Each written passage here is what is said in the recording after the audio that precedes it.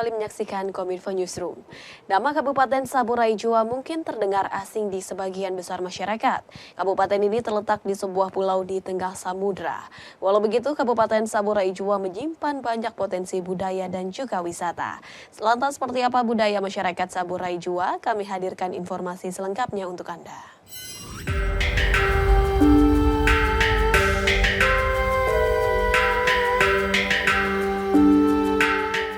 Keberagaman budaya menjadi kekayaan Indonesia yang tak ternilai harganya.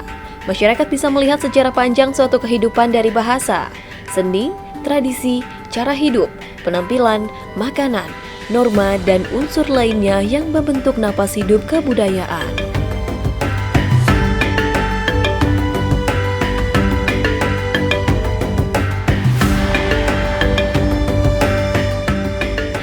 Seperti halnya masyarakat Kabupaten Saburai Jua di Nusa Tenggara Timur, yang hidup melekat dengan memegang teguh tradisi budaya leluhur.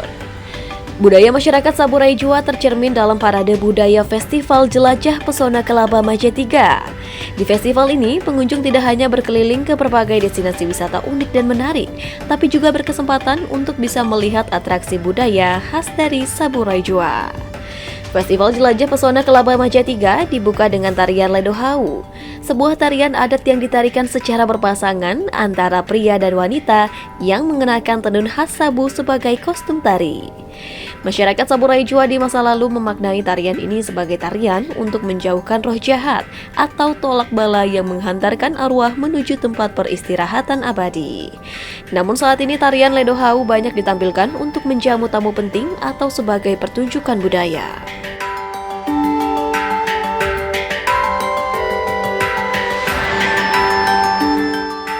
Pawai budaya lalu berlanjut ke atraksi kuda menari. Para penunggang kuda didominasi kaum pria yang mengenakan kaos buntung berwarna putih dengan aksesoris ikat kepala khas Saburai Jua.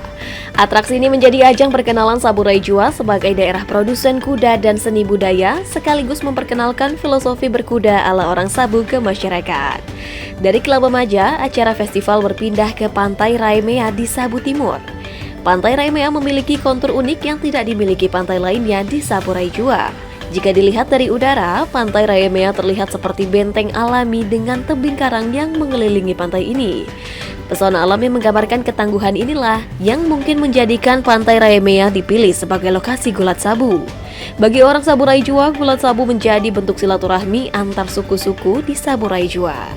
Gulat ini juga diciptakan untuk bisa menghentikan perang antar suku di Saburai Jua di masa lalu. Aturan main gulat sabu sangat sederhana. Pemenang adalah pegulat yang berhasil menjatuhkan lawan ke tanah. Gulat berlangsung dalam 3 babak dan tidak lupa para pegulat wajib untuk mengenakan sarung sabu dan ikat kepala. Festival Kelaba Maja 3 hari pertama ditutup dengan permainan gasing. Bermain gasing umumnya dimainkan oleh anak-anak. Namun pada Festival Kelaba Maja, para orang tua diajak kembali untuk mengenang masa kecil kala seru bermain gasing. Orang-orang dewasa ricuh seakan kembali menjadi anak kecil yang kegirangan saat gasingnya berputar menjatuhkan gasing lawan. Tidak terkecuali Bupati Saburai Jua Nikodemus Riki Heke yang ikut bermain gasing menantang para pengunjung. Aturan bermain gasing sangat sederhana. Cukup melempar gasing hingga mengenai gasing yang diputar lawan dengan gasing milik kita. Saking serunya, sorakan pun meledak saat Bupati Nikodemus hampir berhasil mengenai gasing lawan.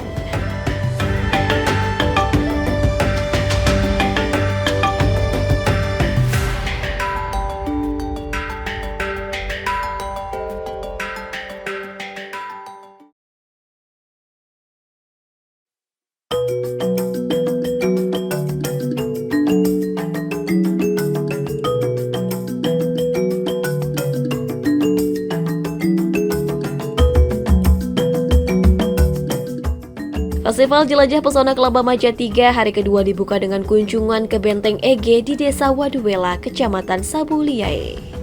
Tembok Benteng Ege menjadi saksi bisu kehadiran kolonial Belanda di Pulau Sabu. Saat ini, Benteng Ege menyisakan peninggalan kolonial Belanda berupa meriam perang. Namun beberapa tahun lalu peninggalan itu dibawa ke museum di Kupang, Nusa Tenggara Timur. Selain Benteng Ege, Festival Kelapa Maja 3 membawa misi untuk mengenalkan Lie Nahoro atau Gua Nahoro sebagai bintang baru pariwisata di Saburai Jua.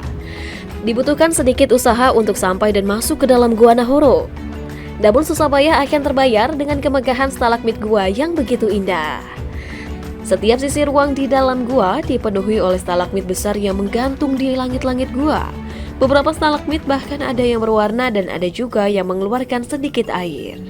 Masyarakat Desa Raya Dewa meyakini jiwa para leluhur masih berdiam diri di dalam gua, sehingga setiap pengunjung yang ingin masuk ke gua harus terlebih dahulu meminta izin dengan memegang batu putih kecil dalam tempurung kelapa di depan mulut gua. Batu ini adalah salah satu batu yang atau ini sebagai penunggu atau yang menjaga pintu ini. Ketika ada orang masuk ke sini harus minta izin dulu. Nah, dan di sini kita harus menaruh yang ini sebagai pengganti emas. Karena emas yang terlalu mahal, tapi dengan ganti dengan ini karena ini berbau harum kalau di arwah-arwah yang ada di sini. Nah, oleh karena itu, leluhur kami juga dijaga oleh penjaga ini. Nah, batu inilah yang menjaga leluhur kami yang ada di sini. Jadi, salah satu ketika orang masuk ke sini harus wajib untuk menaruh kelapa ini di atas batu. Jelang akhir rangkaian Festival Kelapa Baja 3 di hari kedua, para wisatawan diperkenalkan dengan salah satu tarian tradisional Saburai Jua, yaitu Tari Padoa. Tari Padoa merupakan tari adat yang diwariskan turun-temurun di masyarakat Sabu. Bagi orang Sabu, Tari Padoa memiliki makna ungkapan rasa syukur atas berkat yang diberikan Tuhan kepada mereka. Di sisi lain, Tari Padoa juga menjadi simbol persatuan dan kebersamaan. Simbol ini terlihat dari formasi melingkar, yang di mana para penari dan pengunjung saling bergandeng tangan tanpa membedakan status sosial. Koordinasi gerakan Tari Padoa mengikuti lantunan syair yang dilantunkan oleh Mone Pejo, seorang tokoh yang dituakan dan memahami tata cara tarian. Sementara lantunan syair Tari Padoa diucapkan dalam bahasa Sabu, yang berisi pujian kepada Sang Pencipta dan para leluhur. Ada ciri khas yang membedakan pada Tari Padoa dengan tari tradisional Sabu yang lainnya, yakni gendang yang terbuat dari daun lontar yang diikat di kaki para penari. Gendang kecil tersebut diisi dengan kacang hijau atau kerikil atau beras, sehingga menimbulkan bunyi gemericik saat bergerak. Gerakan Tari Padoa membentuk formasi melingkar dengan ritme tari yang bertumpu pada gerakan kaki. Walau terlihat sederhana, siapa sangka gerakan kaki Tari Padoa sulit untuk diikuti.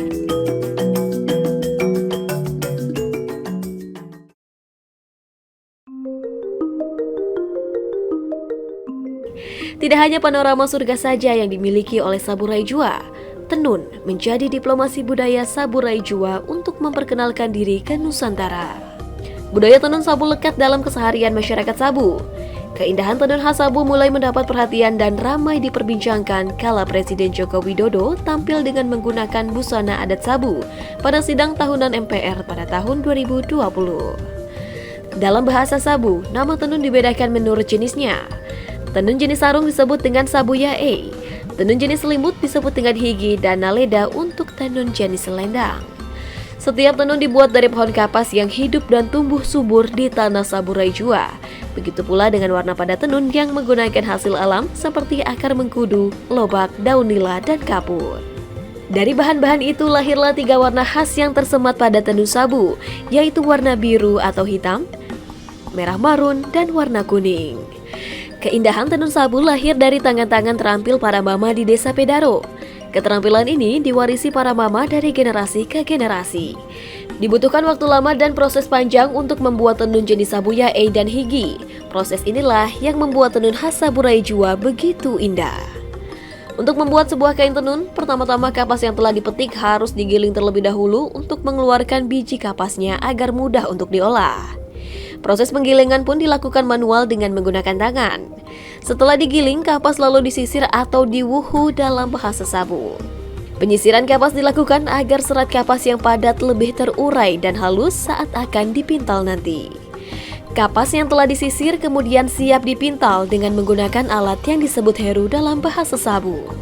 Keberadaan heru begitu vital karena fungsinya untuk mengubah kapas menjadi benang. Heru berbentuk seperti gasing sehingga perubahan dari kapas menjadi benang dilakukan dengan cara dipilin. Kapas yang telah berubah menjadi benang lalu dipindahkan ke alat pembuat motif yang dalam bahasa sabu disebut dengan langan mane.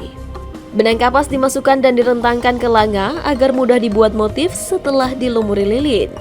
Pembuatan motif tidak bisa sembarang, melainkan harus mengikuti tradisi dari leluhur.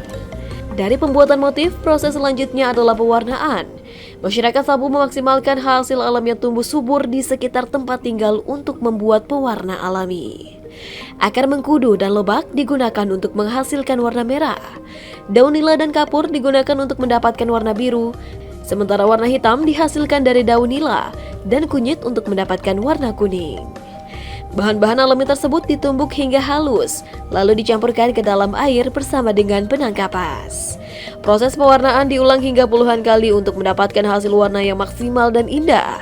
Karenanya, harga jual tenun khas Sabu cukup mahal, berkisar antara 1 hingga 3 juta rupiah.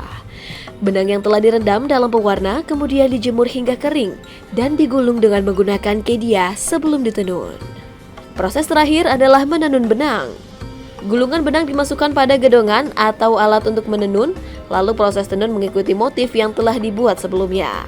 Dibutuhkan waktu sekitar 2 hingga 3 minggu untuk dapat menyelesaikan sabu yae atau higi. Adalah Ice Tededara, salah satu mama perajin tenun di Desa Pedaro yang telah go internasional.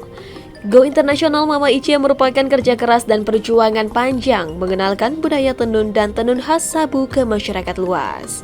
Kegigihannya membuat Mama Ice diundang untuk menjadi pembicara lestari tenun di 2 negara. Selama saya jadi penenun itu saya sudah diundang ke 2 negara, yaitu Singapura dengan Thailand di Chiang Mai. Kalau di Chiang Mai itu saya presentasi mengenai 3 generation atau 3 generasi, nenek saya, mama saya, dan saya.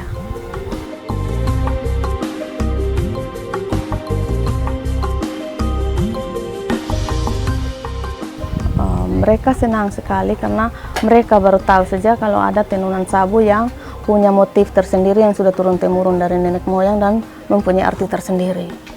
Terus mereka senang juga karena baru saya yang pergi ke sana untuk memperkenalkan budaya atau tradisi tenun dari Indonesia ke sana, atau khususnya Pulau Sabu.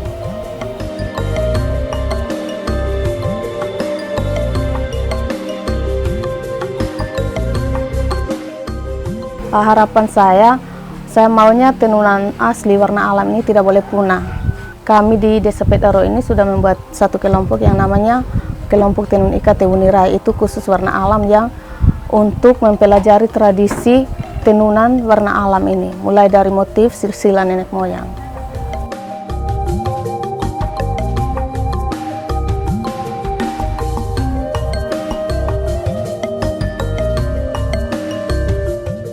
Mengenal Saburai Jua memang tidak cukup hanya dari layar kaca. Kepuasan batin baru akan terasa saat kaki menginjak Saburai Jua dan mata melihat ke Labamaja. Bukan hanya soal panorama dan budaya, keramahan katong Saburai Jua paling juara. Liburan di Indonesia, ingat Saburai Jua. Sampai jumpa.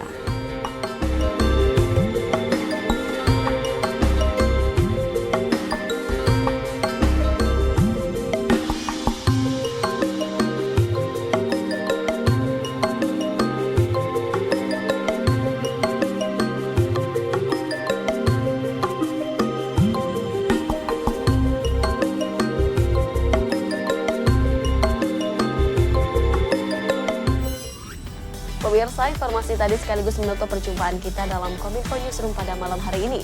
Saya Bilky Sabila dan kerabat kerja mengucapkan terima kasih atas kebersamaan Anda. Selamat malam dan sampai jumpa.